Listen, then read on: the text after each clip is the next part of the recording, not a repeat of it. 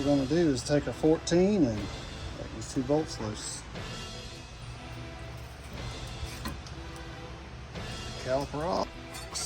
The outside pad here is the bottom clip. That's the back side pad. That's the top clip. Set the bottom. Push that down. And then this top clip will push in. And then that clip sits there. And that's your spring that helps pull these back out. Now it's time to take the clamp, push the piston back in. Once you got it pressed in, go ahead and loosen up. Take this back into place. Now you can see that right there sprung out a little. So they may have to get pushed in. Bottom one's pushed in. Take these bolts and thread them in. There we go. Other side done.